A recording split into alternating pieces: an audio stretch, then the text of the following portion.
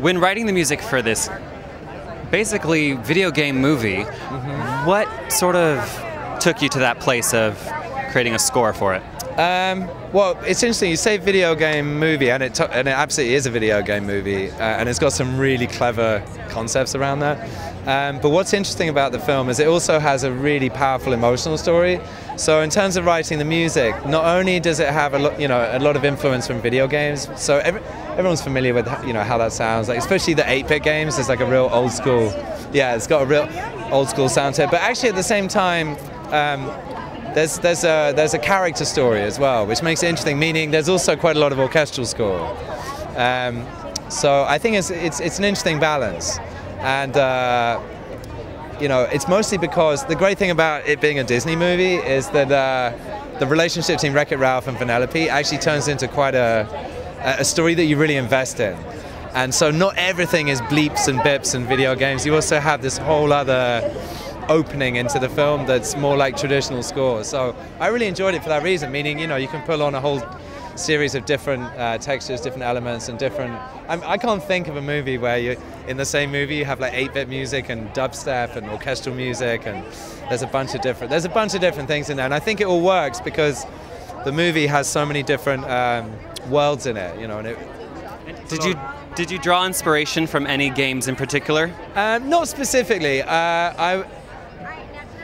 One of the slightly embarrassing things about it is I actually do remember a lot of those games. Like I used to play them, and I played a lot of arcade games. I used to have, when I was a kid, I grew up in England. I had this like BBC microcomputer, so I had all my conversions of Frogger and Pac-Man and Zalaga and Defender and all that stuff. So without needing to do too much research, I had a lot of that, knocking around in the back of my head. But actually, I did go ahead and buy an original Donkey Kong arcade, just so I could check out just to be really geeky and figure out the exact frequency response of the chip and how, what kind of sounds it can make, so I could be really accurate on making the music, the actual 8-bit music for Wreck-It Ralph. That's amazing. And what would you say is your favorite video game? Of all time. What would you say is your favorite video game memory? Maybe the first time me and my brother brought Mario Kart. We rented Mario Kart. Because I knew I wanted to get it, and there was some store in this little village that we lived in. We rented Mario Kart thinking, I wonder what... It was on the Nintendo 64. We plugged it in at about 6 p.m, got 2 other guys round, had 4 controllers. I swear to God, we played till 6 a.m. And the amount of times, it was like 1 a.m, saying, no, okay, definitely last game, last go. And this went on till, like, the first time I played Mario Kart was probably an 11.5-hour Mario marathon.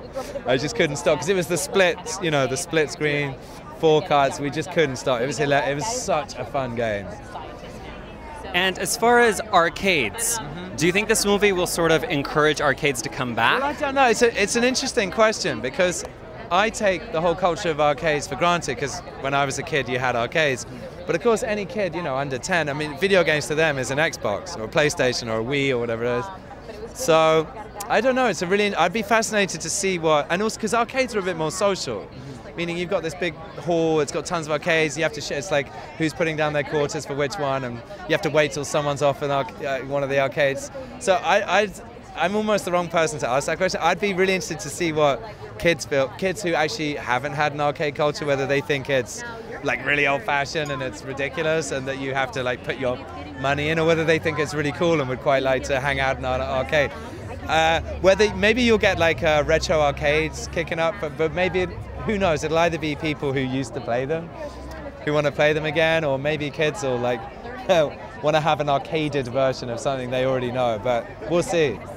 How was it working with Skrillex?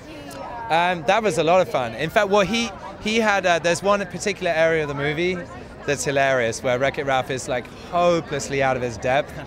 And it was such a focused, like specialized area of the film that he went ahead and just did his thing.